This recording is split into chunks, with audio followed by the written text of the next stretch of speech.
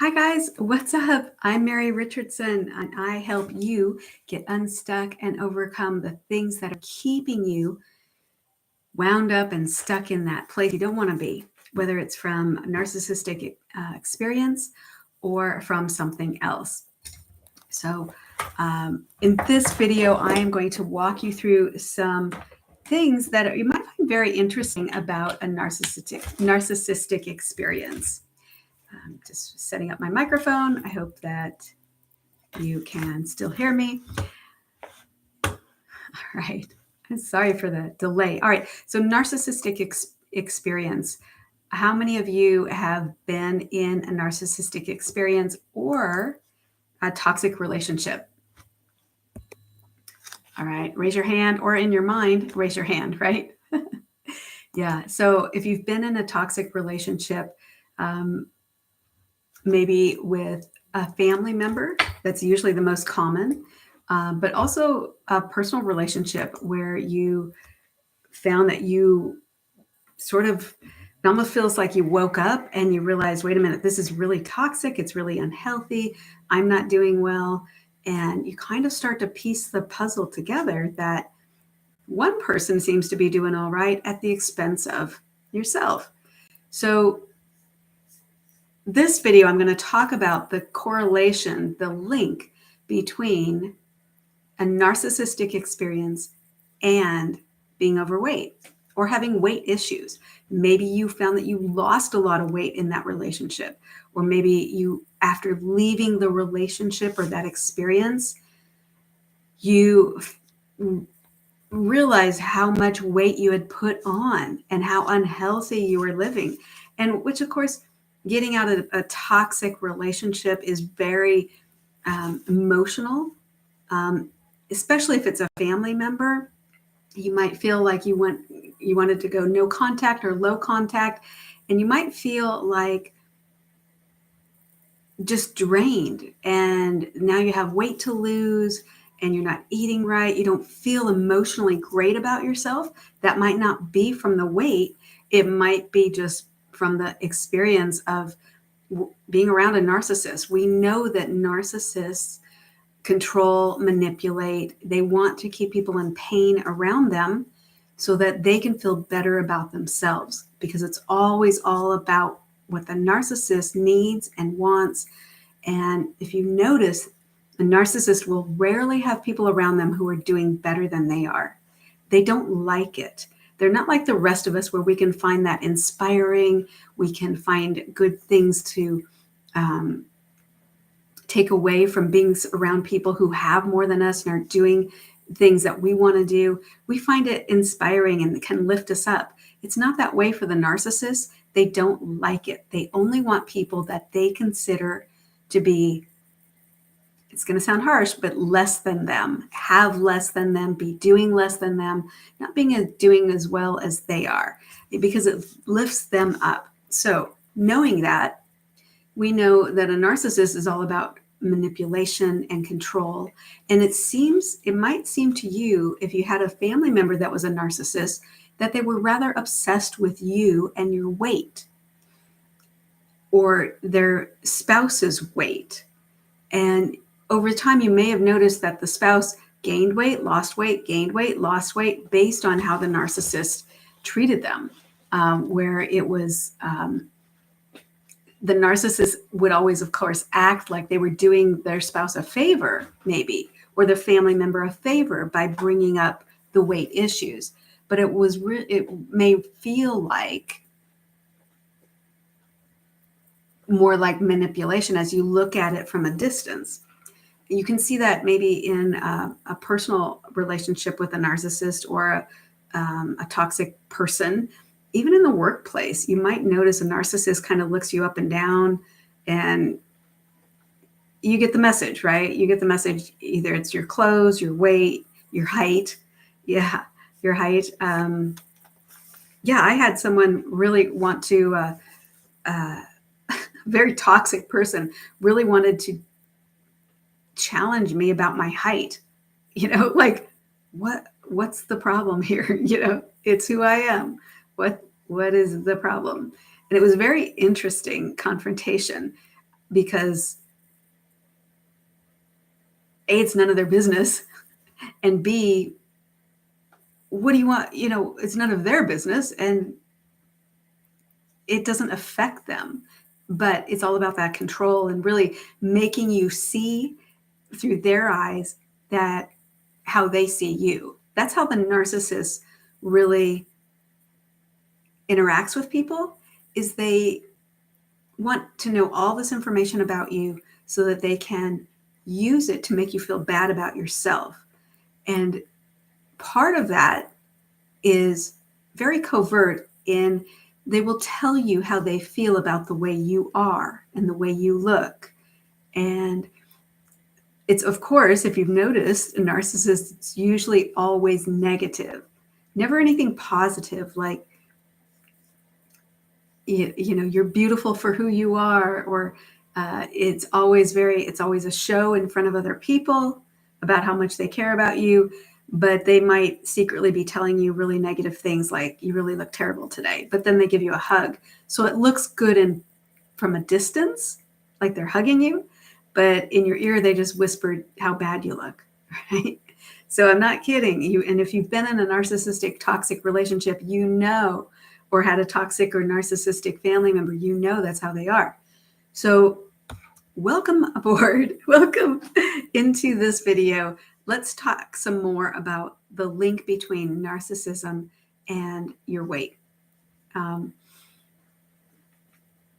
Why does it happen? Well, we know that anxiety, stress, and depression can really come from negative experiences.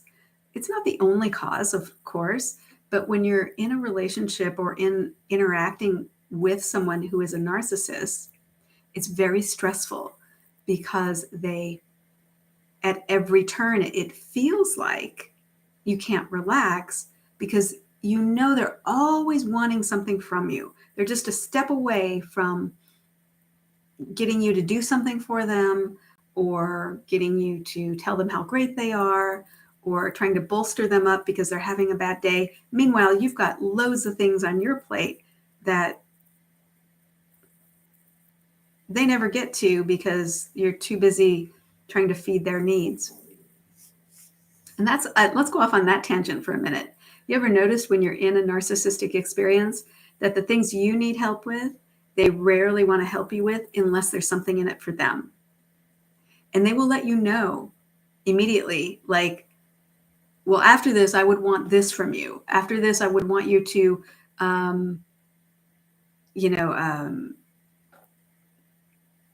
provide you tell everybody how great they are, a testimonial essentially about how much they helped you or something. It's never, ever just selfless helping you without something in return. There's always strings attached.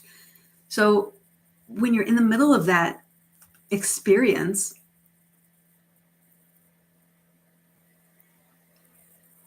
we can start to feel bad about ourselves because we feel like our stuff is not important enough for them to care about. And they always need our help with something that's important to them. So we never get to our own stuff. Like, I'm going for a run. I'm going to work out. I'm going to stay in shape. They will not like that. I promise you, if you're with a narcissist and you want to take time away from them to go to the gym or to work out or do yoga in your home or do something healthy, they will not like that unless there's something in it for them. If it's just for your benefit, they will do everything to come in and disturb you, to interrupt, to encourage you not to go to the gym, to tell you how expensive the gym is. They will do everything to keep you from having something great for yourself. And let's look at why. Why they do this is because they have a deep-seated fear, or can have a deep-seated fear of abandonment. They, in their narcissistic mind, they may think if you get everything that you want and you're doing great and you're thriving, that you may leave them. And they do not want that. They're deeply, deeply insecure. And they have that deep insecurity about abandonment. So if you're thin and you're feeling great and you're gorgeous and you're taking great care of yourself, you're eating right, they equate that to you leaving, which if you're in a toxic relationship, you probably would. Or if you're with a toxic family member, a narcissistic family member, of course you're going to have you're going to want to be around other people who are like-minded, healthy, working out, and being well. So the narcissist, you might notice if you're in that relationship now, or hopefully you're not, hopefully you have moved forward, you're getting on with your life, you may think back and realize the narcissist would either cook you foods that were unhealthy or encourage you to like eat foods that were unhealthy. And it was just that feeling of constant manipulation. Like they would want to do something for you, but it's always according to what they want to do. So if you didn't want to go to a certain restaurant, no, you're going to go to the restaurant they want you to go to, which is probably something unhealthy for yourself. If you ordered something healthy, they're going to point out everything negative about it, right? If you ever complain about something like, oh, the salad did give me an upset stomach, they're going to remind you of that every time you try to have a salad, right? So it's all that manipulation can cause a lot of stress, anxiety, and probably tummy problems too, right? Feeling gastric distress because of the stress, the tension, the manipulation, the knowing that you need to move, you need to potentially go no contact or little contact with that person so that you can have the life that you want and work on the things that are important to you. So we're talking about stress, anxiety, and what do we do oftentimes when we're in that mindset is eat. And probably not healthy stuff. And I'm not saying that it's the narcissist's fault that you're overweight if you are. I'm saying that let's look at healing, because when you heal from a toxic relationship, from a narcissistic experience, it's like an onion, you're peeling away the layers. And you might find that you just start losing weight really easily. And when you look at pictures, you might look back and say, wow, I look so unhappy. I didn't realize how heavy or unhappy I was. And maybe it's the opposite for you. Maybe you lost weight when you were with the narcissist because you didn't eat. If you're a smoker, maybe you smoked more when you were with the narcissist because that constant tension or being upset or stress, it can have effect on you. So what I'm saying is that if you're overweight and you've been in a toxic narcissistic relationship, once you've gone no contact, you might find that the weight just drops off. You might just go back to eating healthy because nobody's manipulating you. You might find it's easier to go to the gym and just have a blast and be around people in Zumba class or yoga class. And it's so exciting because you're having fun and you're with great people and there's no negative thing to go home to. And you might find, though, the opposite, because everybody's different. The reason we gain weight is different. The reason we lose weight is different. But every action starts with a thought. So if your thoughts are that you celebrate with food after the toxic narcissistic experience, you might find that you're seeking more carbs, more sugar, because you might be celebrating. That might be how you celebrate, being free from that experience. And it might be totally, you might be unaware that this is what you're doing. This is where having like an inventory of how you react to food. Is it the way that you celebrate? Is it what you do when you're stressed or depressed? When you get out of that toxic experience, you might find that you're in the worst shape of your life, which can be a real gut punch because it's like another thing you have to overcome. But let's look at the great part. If you've gone no contact with a narcissist or low contact, or you're out of that experience now, let's celebrate that. Not with food, hopefully, but just let's celebrate your great decision and all the time it took to get your mental state to the point where you were ready to leave and make those changes. and go no contact or low contact. Let's celebrate the freedom that you have now. Let's celebrate you. Let's celebrate how you're a great person, regardless of the weight. The number on the scale does not determine your value or your worth. So I'm talking about you achieving your dreams. If your dreams is to drop the weight so you can do more and be more active with your kids, your grandkids, or your friends, then let's focus on that. Let's focus on you getting what you most want. But just know the journey really is the reward, right? So all the things you've accomplished to get to this place, let's celebrate that and reward ourselves by telling ourselves good things. All right. And also, healing can come in different ways. Everybody's different. The way that you heal is different from the way someone else heals from that toxic narcissistic experience. What you may find is just being alone and having time to just sort of decompress and just sort of heal. That can be very cathartic. But then you might find that you want more help to unravel all of the pain points that you might still feel inside you is from that relationship. And that's a good time. I put a good time to reach out to someone like myself that can help keep you and get you unstuck by unraveling all the things that you may have internalized.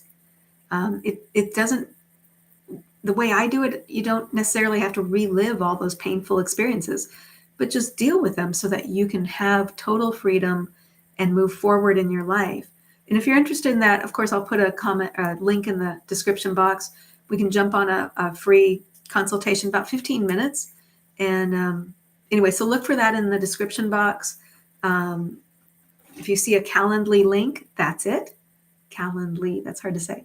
All right, so this video is really, though, all about you knowing that there can be a link between a narcissistic experience and your weight, and that the narcissist manipulation of your thoughts and of how they react to you. I'm not saying they control your thoughts, but I'm saying when you're around someone a lot and they're constantly making negative comments about your ideas, your thoughts, your dreams, your body, what you're eating, what you're not eating, you're eating too much, you're eating too little, just know that that's all manipulation. A true friend, someone who's not narcissistic is just happy that you're enjoying your food, is just happy that you're you, is just happy that you're spending time with them, just happy that you're achieving your dreams. So you can start by trying to separate the manipulation from the reality. And that's, I think, where people get stuck in these narcissistic experiences and they stay too long, is because when the narcissist fears that you're about to leave or about to pull away and go no contact, low contact, they start love bombing you and start saying all the things they think you want to hear. But that can be a red flag too, because it's so over the top. It just seems fake. It just seems ungenuine. And they won't want to, they can stay in that space for a little while, but not for very long. So that's the difference between someone who truly cares about you and someone who's manipulating you. So someone who's manipulating you, they're not really happy all the time that you are working on yourself and that you're striving to be the best you that you can, build a better you, build a better life for yourself. They're not really always excited about that. And that's that's a red flag. So you know that, though. But just know that if you're ready to lose weight, look back at your past. Were you in a narcissistic experience? What was your weight like before that? Can you see a progression as to how it changed? And what you were like with your eating and your stress and your anxiety or your weight after the experience? And that, once you start thinking that through, you might have a huge breakthrough just with that, just by realizing, oh my gosh, I totally changed my eating habits when I was with them, and now I'm continuing to do it. And that's like you can just undo it. You can just go back to the way you were, eating healthy and enjoying your life. So I hope this video finds you well. I'll see you in the next video. I'm Mary Richardson. I help people get unstuck. Bye for now.